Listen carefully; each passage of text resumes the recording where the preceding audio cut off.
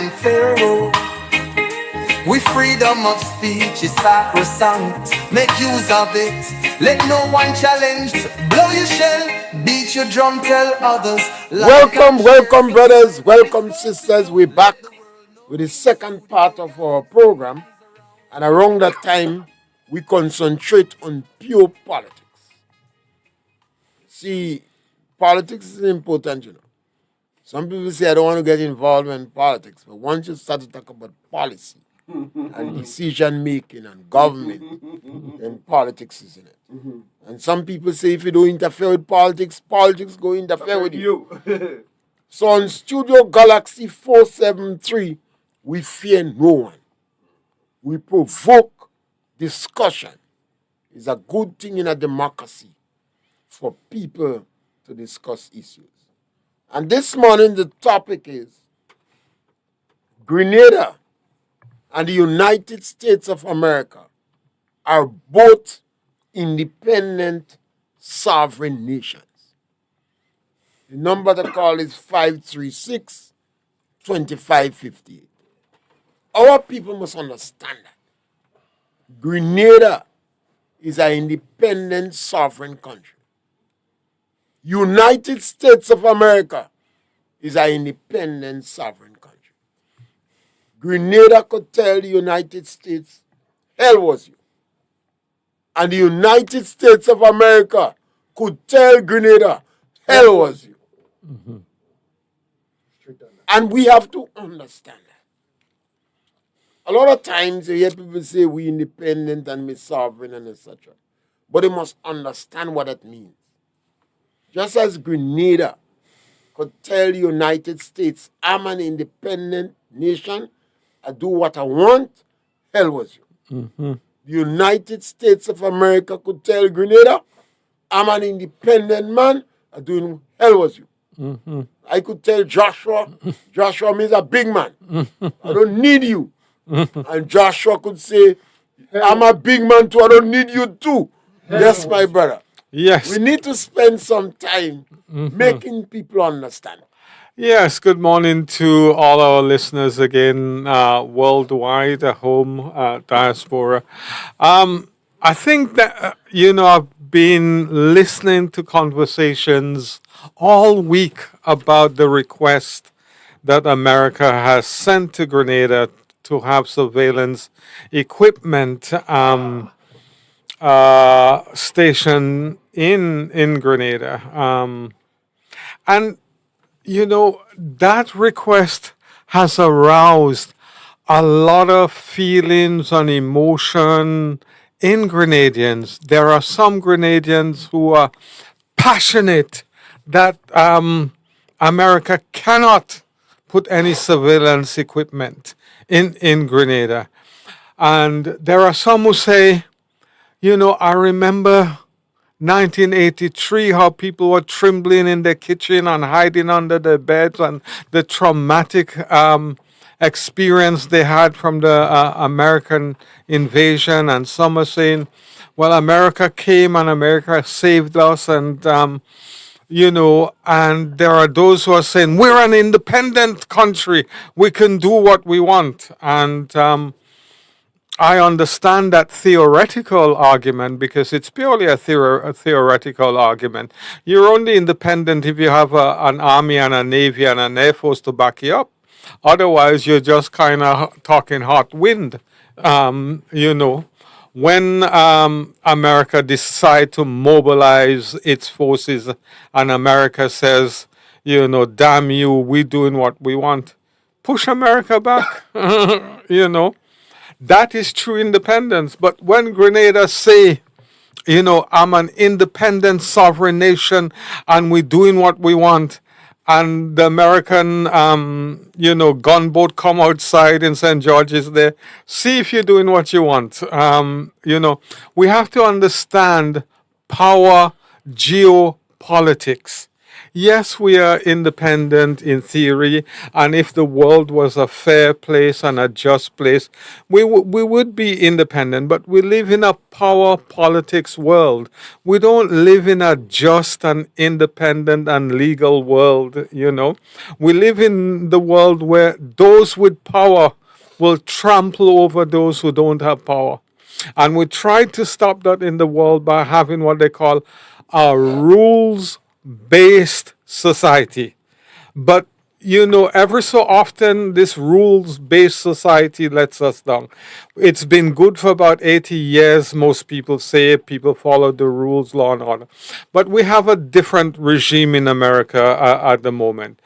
And many of my friends say, Josh, don't worry about it. I know people are destabilized in Grenada, all over the world. They worry that things are unpredictable.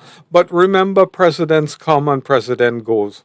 But I say to them, but we still have, you know, almost 3 years to go in terms of this unpredictability in terms of America. And they said to me, you know, Josh, I'm not saying that America should be allowed to put its radar and whatever in Grenada. I'm not saying it should not. But what I'm saying is my personal feeling is different to what is best for Grenada. Now, that is the dilemma that most Grenadians face because I might well feel that based on what happened in the past and my emotion and feeling, etc., you know, I'm a independent sovereign country and I'm not interested in power politics, so they can't do it.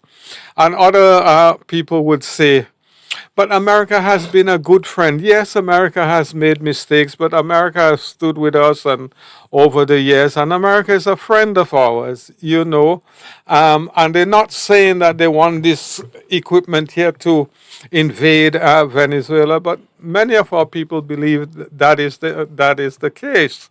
That is what the equipment is all about. So you know, the power politics is America can make the lives of ordinary Grenadian citizen, regardless of your political persuasion. They can make our lives a nightmare. And as politicians and leaders, we have the unwinnable, I say unwinnable task that, you know, we have to decide what is best for our country. We might not agree with the decision that we're about to make, but it's not about me, the individual or the individual minister. It's about what is best for Grenada in the short term, medium term, and long term. And those things have to has to be taken into consideration. And I want to be a little provocative now. I saw some things coming from the newspaper. I spoke to some people, and they said to me, Josh, if Deacon and them decide that the Americans can put the surveillance equipment in Morris Bishop Airport, you know, regardless of what they said the airport was all about in the past, they've lost the election. It's simple as that.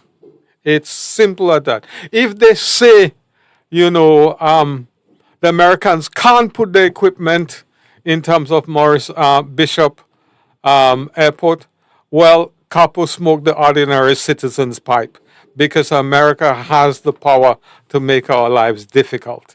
Yep. So it's not easy. Well, we were not here to make easy decisions.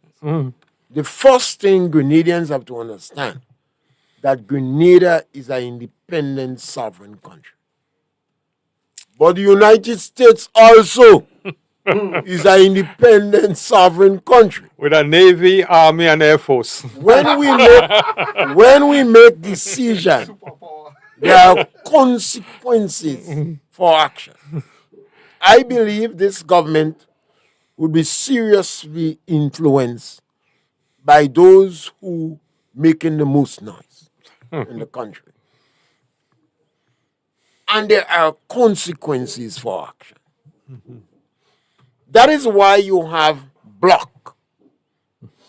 Europe are independent sovereign nations With Army, Navy, Air Force. with Army, Navy, Air Force, CIA, ground, saboteurs, all kind of things. Yeah. But Europe joined in a grouping called the North Atlantic Treaty, Yeah. the EU, and the motto is you touch one, You touch touch all. I want us to digest, assimilate that. Europe in our alliance with about 20 something of them. You touch one, you touch all. In World War III, Switzerland, World War II, Switzerland remained independent. But Switzerland said no. This independence don't make no more sense. Are joining the EU. And Finland joined the EU. And Russia say Ukraine is an independent sovereign country. But Russia say you're not joining the EU. So we in the Caribbean here have CARICOM. Independent sovereign countries decide to have CARICOM. And the purpose of CARICOM is one market and economy. We must digest that. That is why I believe our teachers of economics and history and principles of business and commerce have not done justice to our country. CARICOM, several independent nations, sovereign and independent, Barbados, Jamaica, Belize, Saint St. Vincent, Ralph Gonzalez, Dancing Shango and Baptist in St. Vincent. We are all independent countries. Advance with the ultimate aim, we're going to have one market and economy. After 1983, when Grenada was invaded, when the American intervened, or when we were rescued. If you ask Kenny Larson, he said we were rescued. If you ask Chester Humphrey, he said we were invaded. If you ask, he said they intervened. We started the RSS, Regional Security Unit. We in Grenada, we say SSU. But all of them together is a Regional Security Unit. We must know that Guyana only joined the RSS in 2022. Who in charge of the RSS? Not Jamaica, not Barbados, not St. Vincent and Ralph Gonzalez, not Grenada, the United States of America. They fund it, they do the logistics, they organize the training, and they train our people in Panama and other countries, Fort Lauderdale. I don't know where they go. Because I have no experience in military except watching movies. Now, all of us are independent, sovereign countries that could make what decision we want. But there's consequences. Well, if you're a big man, you're a big man here. You want to be a big man and somebody pay your bills? So there is consequences for action. Our leaders must take our people in confidence and provide information for us. So you will understand the economic importance, the geopolitical, and the agricultural significance of what our leaders do. The Caribbean leaders say they want to keep the Caribbean as a zone of peace. Everybody like that. Yeah. A zone of peace, so everybody go leave you alone. While they have zone of peace, they say them is non-aligned. And who was leading non-aligned? Cuba. You have to be Dutch twice. How you going to be non-aligned when Kennedy say, stop them, search them, and sing them? That is when Russia wanted to put nuclear weapons in Cuba. And Kennedy said, never happen. Cuba in our back. And it reached to a point when Russia decided to send ships. Kennedy said, stop them, search them, and sink them. Grenada is an independent sovereign nation. Maurice Bishop beat his chest. He said, if you touch Nicaragua, you touch Cuba, you touch Grenada, AK speaking Spanish. And you can and Reagan can understand. When we had our palace scoop in Grenada, Eugenia Charles called Uncle Reagan and Siaga and the man they call Yad Fowl in Barbados. And Paul Schoon called them, and they call Paul Schoon, it doesn't matter. And Paul Schoon legitimized the invasion of Grenada. He said he invited them. Paul Schoon go in Cuba, he talking comrade. He said he invited them. When Paul Schoon went to Cuba, he started using the word comrade. Comrade. Comrade. Paul Schoon wrote a book, Survival for Service. Survival for service. We are independent, sovereign nation. So right now, Grenada could tell the American, go to hell. And the American will say, we will see you dead. Oh dear. There must be consequences for action. I don't agree with Caribbean leaders. I have always said, if you want the Caribbean to be a zone of peace, try your best and don't pick up your sword and join fights. Yeah, yeah. A lot of our leaders in Grenada are extreme left. So the United States say, oh, it could be zone of peace. And you're extreme left. And in my back door. Yeah, yeah. Although, Mr. Pierre, I can't agree with you to say that I've seen evidence of extreme left in Grenada. I've seen leftists, but extreme. We have some strange extreme left. Most of our left-wing people is in America. They have a love-hate relationship with America. Yeah. Most of the extreme left in Grenada, you Is have in to know America. them. They don't believe in God. Yeah, they're in They are America. atheists. Yeah. They don't believe in God. Yeah. That doesn't mean they ain't going to church. Yeah. Can I put a little piece of meat in the pie? Of course. Yeah. The zone of peace. I remember hearing a little clip from the Trinidad Prime Minister where she was saying that she's not had peace in Trinidad for the longest while with the violence and the this and the that going on, and it's coming from different places, etc. And she said the other Caribbean islands have a different experience to Trinidad. And therefore, she was making her decision based on what was best for Trinidad. Because she was indicating, not saying, that crime and violence and narcotics, etc., had turned Trinidad from a paradise to a war zone.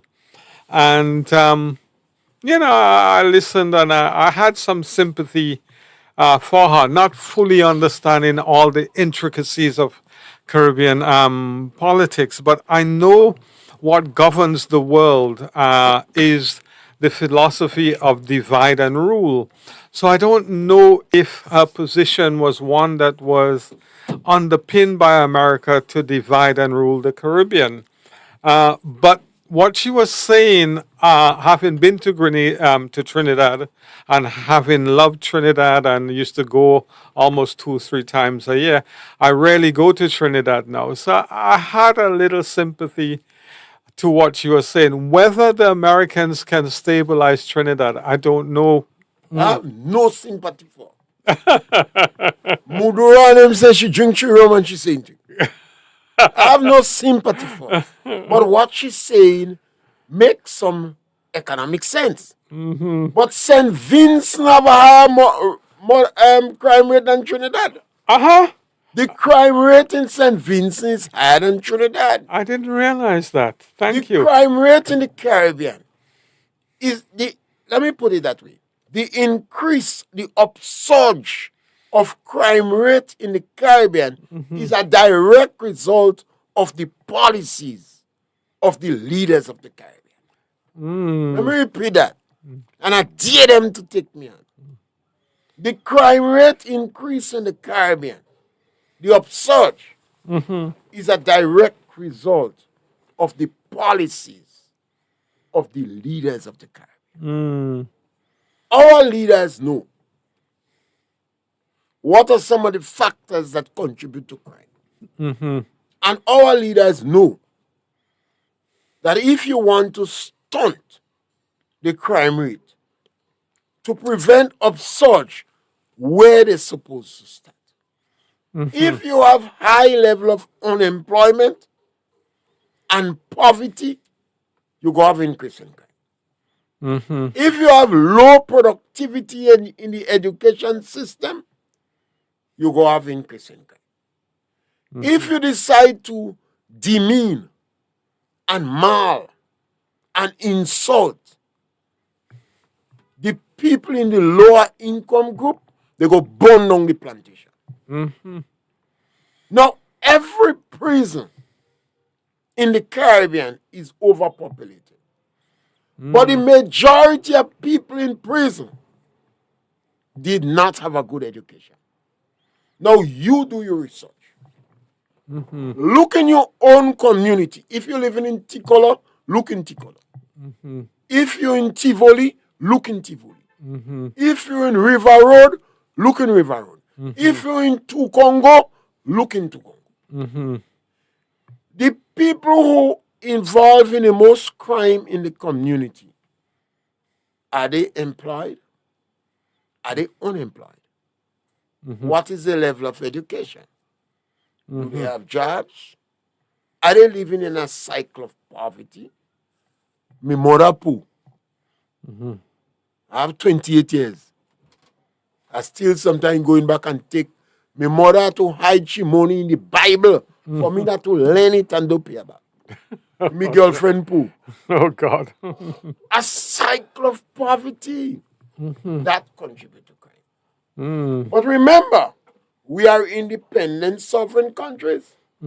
Nobody couldn't tell Jamaica. Jamaica was one of the most peaceful countries in 1962. What The happened? Jamaica dollar was almost equal to the US dollar. Grenadians used to go in Guyana, in Mackenzie and Linden.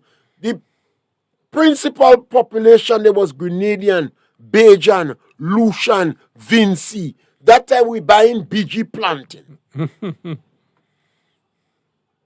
Now we in the Caribbean, we have to face reality. We are independent sovereign countries. But do we like America? No. Caribbean people don't like America. They want to benefit from America. Our leaders in the Caribbean like Russia. They like Cuba. They like the communist countries. They like to jail people who disagree them. They don't want to experience freedom of expression.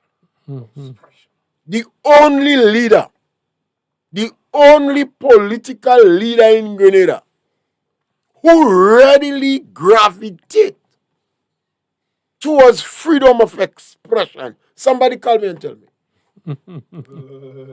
One leader is Keith Mitchell. The most criticized leader in Grenada is the one that liberalized the telecommunication network. Let me repeat that for you. There's something you need to repeat. The only leader in Grenada that seems to prefer freedom of expression is Keith Mitchell. He liberalized the communication network. Keith Mitchell is the only leader post 1983 that goes to the enemy camp and say, let us work together. Now you tell me one other in Grenada. And I get us stronger. I don't know. I You don't. walk in the enemy camp. You say, Chester, Madonna, I can't do it alone. Come and help me. He Yeah. went in the enemy camp and he picked up Richard Duncan. Richard Duncan have no reason to like it. Richard Duncan must be shocked. He said, Richard, I want to put you in charge and monitor the economic discipline of my government. Some NNP might say, well, Keith Mitchell get crazy. He and Gregory Bowen, because Gregory Bowen was Minister of Finance. He must have a say. They take a known enemy of theirs and they liberalize. And they constantly searching. If they see anything that makes sense in the enemy camp, they say, come, let we work together. And those are the most criticized individuals. And I don't think they're vindictive. And I don't think they have gone after the enemies unreasonably. We in the Caribbean benefits economically, geopolitically, and our social relationship with the United States of America. Remember, we are an independent sovereign country. And United States is an independent sovereign country. So if I tell you to lend me your barbecue stand, because I have a little fete going on here. But I didn't invite you, so you don't lend me the barbecue stand. No, we're not going on with me vehicle, you want, right? I'm not giving you right, according to color. You see what happened? Grenada do not have to bother with the United States. But the United States have to bother with Grenada too. Yeah. What about that with us? Yeah, and in terms of the geopolitical kind of understanding, and that's very important that people understand that, you have to see America as the big whale in the ocean, and you have to see us as the tittery. If you could do that in terms of imagination, you could start to begin to understand the power relationship between America and us. Well, sometimes I just wonder if and I pay particular attention to potential leaders. That's why I tell you, some of the leaders in Grenada are extreme left. They are atheists. And they don't believe in the freedom of religion. They cannot tolerant because they scale out with them. So they're looking at saltless Christians, but they hate religion. As what, Christians? Saltless. Salt. Yeah. You know, you either have salt or you know something. Yes. They don't like Rasta. Because Rasta is a kind of religious group. But they will jump on a cause. So, these individuals, you see them, they were quiet in the system, but an opportunity come out. They smell blood. They like hunting dogs. They smell blood, so they're creeping out of corner. This group, Peter David is the front of this because he has a good face. People like him. I like Peter. Everybody like Peter. Everybody like Peter. But he's just a front. He was lane in the back. And you have an upsurge. Look at the voices that is strongest. Leading Deacon. And I believe Deacon is going to go in the direction they want him to go. I have no issue about that. Because I say we are an independent sovereign nation that make our decision that must be prepared to stand the consequences. There was one other kind of theory that was shared with me. I didn't know I was going to talk on politics this morning, and I think it's worthwhile sharing it. And I think our friend Michael Baptiste, who sometimes phone in or appears on the program, his view was that this is a transactional society. America is a transactional society, and Grenada needs to be a transactional society. So, what we should be doing with the current situation we face is to seeing what we could leverage against America in terms of getting something in order to give them what they want. And I think he suggested that we'll look for better treatment in terms of access to America, visas, etc. And certainly the ban that's been placed on our minister needs to come out straight away and look for development aid, etc. And having done that, we can say, well, we have this in our wish list. You fulfilled it, so we're going to fulfill your wish list. So that's one angle as well. I'm not advocating any angles. I'm just trying to break down all the different angles so that people are aware of the range of angles that exist. But the most important thing I think that we need to understand, there are consequences to the decision that we make. We must understand that. And we must also understand that, it's not only one decision that may be made. I mean, my heart goes out to our ministers who are having to make these decisions. But we're in a situation that it's not easy. I had a friend call me last night and she said, Josh, you don't understand what it's like, when the American invaded before and the traumatic situation it had on many of my families. You might understand the theory, but the impact it had on people's life, the guns, the fright, the fear, and not only glad they whine, they glad not only has it left a lasting impact of them, but the thought of American soldiers again frightens part of our nation. Now there are many different angles. As Mr. Pierre said, there were those who were whining and drinking and glad and all the rest of it.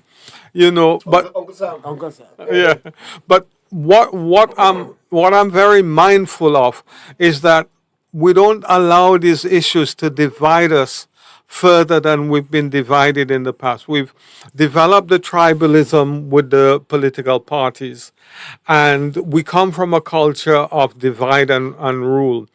But I think these are things we have to fight against. And I think, Grenada doesn't begin and end with the decision that we faced with. Life will continue. Life will grow. Oh, we have a caller. Thank you, caller. Yes, caller, welcome. Oh, yes. Good morning to you, Doc. Yes, my man. Good morning, Brother Josh. Good morning. Good morning. How is everybody today? Yeah, good. We're struggling with the issues. I love the way you answer that question. What do we supply? What can we supply to Africa? And you started well. We have a lot of things for us to see. And I am maybe excited about the tree you saw. You should take a picture and circulate that beside the tree you saw. But you're so right, Brother Josh. What do we supply to Africa? We can't even supply Britain and America and the Caribbean. Yeah? Fellas going to Africa. So, to me, we taking money and throw it away. What we need to do, if we need to enter Africa in terms of trade, we first have to have the numbers. We have to have the product to supply. What is the product do we have? Nutmeg and cocoa is not sufficient to send to Africa because, Africa have nutmeg too, Okay. Indonesia, right? And we can't supply cocoa to Africa. No. Africa have more cocoa than us. In terms of quality, the little few pounds of cocoa we have there, if we decide to ship that to Africa, what amount of money we are going to get for it? How would it benefit the farmers? Would it be 3 times and 4 times the price that we're getting from Britain and France and America? So those are just emptiness. We're wasting money. We How are we going to get it there? What mode of transport we're going to use to get it to Africa? What will it cost us to send it to High Africa? sense. You see, we're doing this thing backward. That's the reason why some people, up to this yesterday, somebody was criticizing when we talk about the growing the economy, as though, well, we doesn't know what is keeping us afloat. It is the economy, the arms of the economy, the part of the economy that brings in the money, right, to balance back with our expenditure. That is keeping us afloat. So if we doesn't have an economy, and some people feel that, okay, we shouldn't rely on the economy, how do we keep our people alive? How do we conduct business without an economy? So some people doesn't understand, even though, that they are at that level, because they know, you're not that dumb, but they doesn't understand it. So what we have to do, if we want to take advantage of this thing, we must expand, grow the economy to produce what we want to sell to anybody. It's local. Yeah? Yeah. My nephew called me and say, Uncle, I have a big loss in tomato. I said, how? What happened? The weather? He said, no. He said, the market. He said, I lost about $8,000 in tomato. He said, the market got on me. One farmer. And that was yesterday. So we just can't supply. But here we're spending money. We want to spend money to go to Africa. And what part of Africa are we contemplating on? I sent Taraba. Right. I sent you some clip in there because I picked that up yesterday and today. What are we going there for? If this place is more depressed than Grenada, what are we linking up for? Nigeria is a country, what I hear the name, I start to tremble. Yes? It is not a country that we should have this kind of ties with. Everybody know Nigeria. We're spending money to go to Nigeria. What are we going to get from Nigeria? I don't want a Nigerian come here, trust me. So, the question, the way you answer this question, sir, you're so right. What do we bring to Africa? And I'm saying before we contemplate on this wider aspect of relationship, let us concentrate on positioning our economy to deliver what we want to deliver overseas. Now, we're wasting time because the longer we take to expand and grow the economy, the more costly things will be. Something I don't want to take too much time, but something I'm observing here, and it's not now it's happening. In any 5 years, we want to do about 9 major capital projects. Where do we get the money from to do that? We have to get loans. Now you go for loans and you get a loan, but you can't pay back the loan because the costs go up and people don't have the money to spend to bring back the money. Couldn't we do, in any 5 year, plan it in a way? You alone, one government cannot do everything within a 10, 15, 20-year period. So if you're going to alternate in office, okay, we are planning to build 3 schools. It costs X, Y, Z. So here is what we have to raise. Locally, we're not going for loans. So we are only, within this 5 years, we'll be only able to build 1 school. 1 school X cost, and we'll go with that. We might lose office, but we're saving the citizens embarrassment and headache. If you come back in office maybe in the next 5 years on the alternate, you say, okay, well, we're going to build the other school, and so forth and so forth. So you streamline your projects, and you do it over a 25, 30, 40-year period.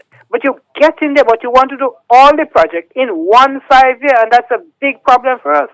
So you're putting our citizens in a situation where they cannot save, and they cannot bring back the money that you need to run the economy. You jump, so you have to go for loan. You can't get more loan or what? Everyone's in trouble. And those are the things we have to focus on. I think we have to be planning out more seriously, if we ever planning at all, and get our act together before we try to spread our wing and want to be having this diplomatic relationship with all the countries of the world. Because the money we're taking to pay these offices, if we put it together over a 10-year period, we'll be able to develop the whole East Coast. Yeah. Yeah? Thank you. Yes, scholar, thank Have a you. good day, sir. Yeah. That make a lot of sense. It sounds very good on paper. I don't agree with you. Issue in Nigeria, we have a lot of Nigerians here, priests, nuns, and we have people in the health system here. Already in Nigeria, Europe have about 40,000 Nigerians. The cream of Nigeria. Yeah, and throughout Europe, some of the most senior people in the public service and administration are Nigerians. Yeah. So you have bandits in all countries.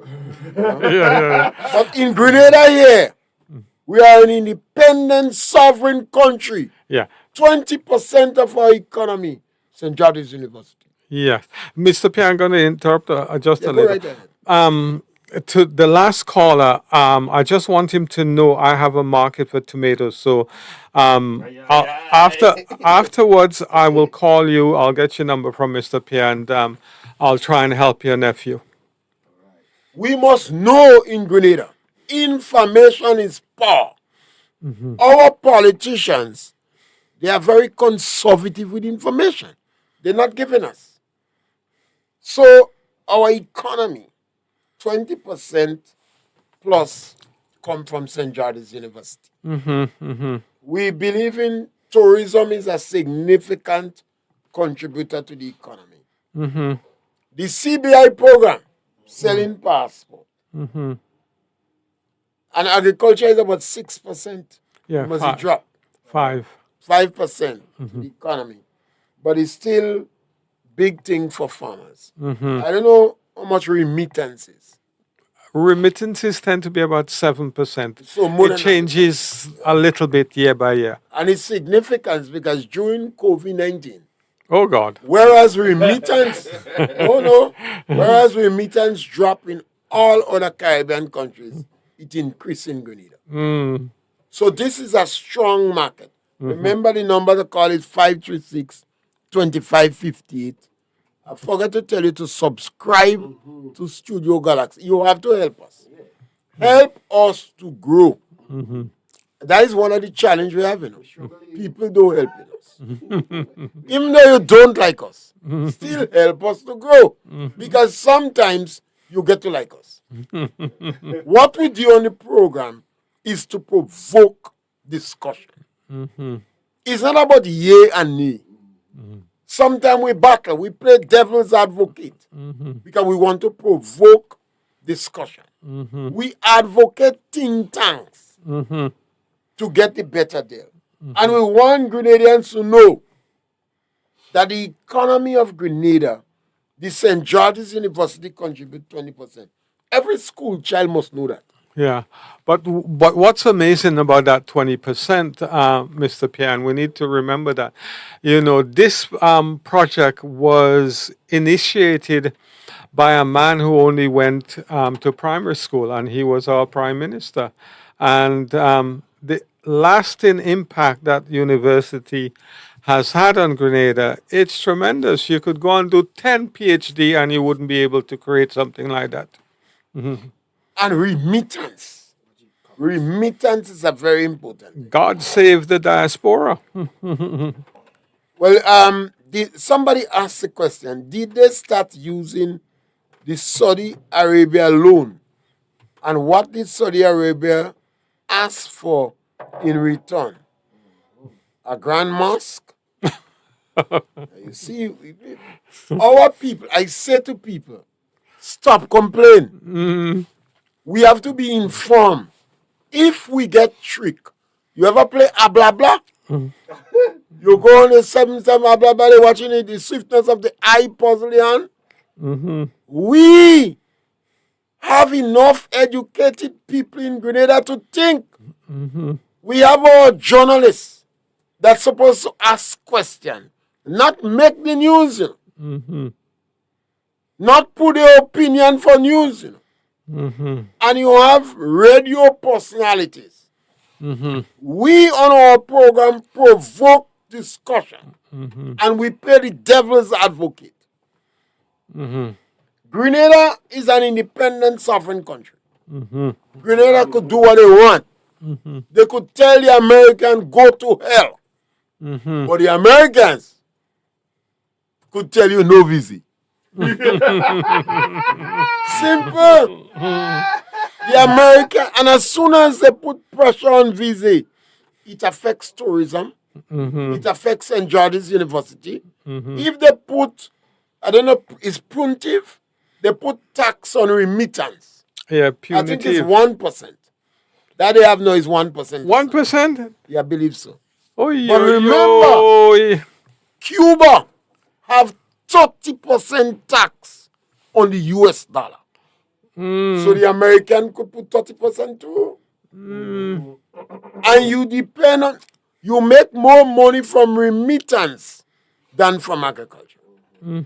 So your leaders, the foreign policy ought to be reflective of the economic realities and the dreams and aspirations of your people. And you have to prepare to stand the consequences. You know why you can't get Budweiser in Grenada? What for Budweiser? If you buy a Budweiser in Grenada, about $15. What? Why? Because of the amount of tax on it. It's And not, you're right. Grenada right to protect the market. yeah, Because Grenadians like anything that in America. Our girls will wear winter boots in summer. So we're going to drink more Budweiser than Carib. So when we put tax on Budweiser, and I'm only using Budweiser because I don't know the amount of American beer, we protect Carib. Coast Light. You know why we can get Banks DIH in Grenada? Ask O'Brien Seatal. Because we give Carib preferential market. So the United States of America could do the same to us. So the United States, we say the wicked and great Satan. Because the left, the communists in Grenada, and all those communists is atheists. And no, I have enough discussion with them. And they support Russia. And they want to jail people. Rasta. They send you back in jail again. Oh, gosh. Christians, you're heading for, because they don't respect the rights of the religious people. China say is the opium of the people, the drugs, the coke, the higher the people. Religion is the opium of the people. So we must open our eyes. I see the upsurge in extreme views, the intolerance to difference of opinion in Grenada. Yeah. We pretending. And when you cuss in America, the people, the leaders in the Caribbean that are asking for zone of peace, when Venezuela was making preparation to attack Guyana, did you hear any leader, including Ralph Gonzalez and Mia Mottley, condemn Venezuela? Did you hear they offer support to Guyana? And Caribbean people don't like Guyana much. I think the best relationship is Grenada. The Barbados, Jamaica, Trinidad, they never like Guyana. I love Guyana, especially the women. Well, of course. When we talk about love, man, we talk about we love all women irrespective of the ethnicity. Right. Yes, caller, welcome. Yes, good afternoon once again. Yes, my brother, you're welcome again. Right. Now, you're saying scholarship, brother. How many people or persons we sent on scholarship overseas over the last 20, 25, 30 years? And where are they? And what are they doing? Do it make sense sending people on scholarship, qualifying them and bringing them back here to do nothing? Where do you put them? You cannot employ them. You doesn't have the employment space for them. So why do you send them on a scholarship? They cannot do anything on their own because we doesn't have the economy for them to utilize the skill, the newly acquired skill. Again, I'm saying, we are too ambitious in these things. Our head is moving too fast for our feet. And that will cause us to lie down. Just put something standing and move the top of it without moving the bottom and see what will happen. It will lay flat. That's what we're doing to our people. Because our head is thinking, but we're not moving to the feet. We're not preparing the economy to utilize what we learn. So everything boils back to the state of the economy. And I'm not only blaming the government per se. They are policymakers. They are lawmakers. I am blaming the private sector for not taking the initiative to study the economy, study what they want to do, based on their survival, the long-term survival, and grow the economy so the government could manage it. So the private sector is the first government. Government is the second government. And they have to take up the road. Except the private sector take up the road because I said they're waiting on the government policies and the government must put policy in place for them to do something. No, I don't see that way, no. I never got anything from government, and here I am. I could hold my own. So if the private sector have a development vision, they know where they want to position the business. Concession to do your business. My thing is you work, you save, and you do what you have to do. Yeah? I don't think the government have much to do that. Maybe what you should get from the government is the infrastructure. Roads, water, electricity, that will service what you want to do. You're supposed to find your money to be able to do your things. So once we are going to send people on scholarship and we're signing contract, they should come back to work. The private sector cannot employ them because they don't have the space. The government cannot employ them, they don't have the space. Because why? We did not grow that sector. It comes right back to the schools. The people you educate them along certain professional lines. That is what they want to do when they graduate. So is it that the government have the space for them? Because that's where the first application will go to the government. Or the private sector have the space for them. And if you didn't make these two provisions, you cannot sign any contract with them to say they have come back to contribute. Contribute for $1,500 a month, $2,000 a month. That can't work. So, as I said, we're thinking before behind, and that's the problem there. People must develop economically, financially, in order for the government to obtain the revenue. And this revenue have to come in two ways. Through the government policies and to the private sector initiative in terms of commerce. That's where we have to go. Commerce must not be, at the end of the year, you make $2 million. Oh, that's a lot of money. No, we're talking about billions of dollars. You have to position your business to earn large amounts of money at the end of the year. And that's going to say rapid commerce. That is what we have to be serious with the citizens and serious with the business. We run in this country over the years that I know in a joking way, you know. We joking. That's why people like me couldn't stay with the government because I'm a fast thinker. And as I think, I want to act. Government is too slow for me. Yeah. Have a good day, sir. Yes, you see, if we invest in tertiary education at the expense of primary and secondary education, all these problems come about. The people we train at the tertiary level, you don't have jobs for them. The people you refuse to train, you have violence and social decadence. Yeah. And that is the challenge we have in the Caribbean. We invested in tertiary education at the expense of primary and secondary education. Yeah. And Pope John Paul also begged governments not to do that. yeah, so, Mr. Pierre, one of the things which is obvious for us in Grenada that all of us should become more familiar with is our yachting community. Now, our yachting community needs, hundreds of skilled laborers and technician to work in those boatyards.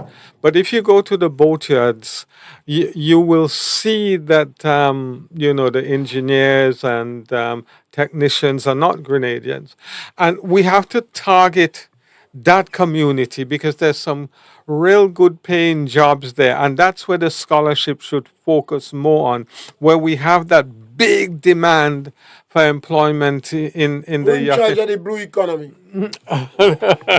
agriculture, I think. You see where we're going now? Yeah. And the blue economy only mean opportunities by the sea and the seashore. Yeah. But they say, oh, the blue economy. Yeah. And when you ask them why is the blue economy, they don't know for themselves. Yeah. The blue economy is creating opportunities from the sea and the seashore. Our Crab seamoss. farming, seamoss, marine life. 80% of we people should be swimming. 80% cannot swim. Yeah. What about water sports? Yeah. Then you have the yachting. Yeah. So, that sector, there should be so much incentives to induce our young people to get trained for that sector. But and it's not that we don't have people that know that, But they're so excited about gallivanting and traveling around and going in the hotel lounge. Is the hotel lounge? Yeah. Where you go and drink rum in the hotel? Yeah. What you I call drink wine in it. I know you're waiting. Joshua is the best man to tell you, not me. The hotel lounge. Lounge, yeah. You do, huh?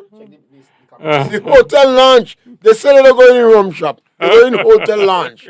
Or they go to the pub. Yeah. Pub in England. Yeah. They like the pub. And we go for a cocktail. And they go and drink cocktail.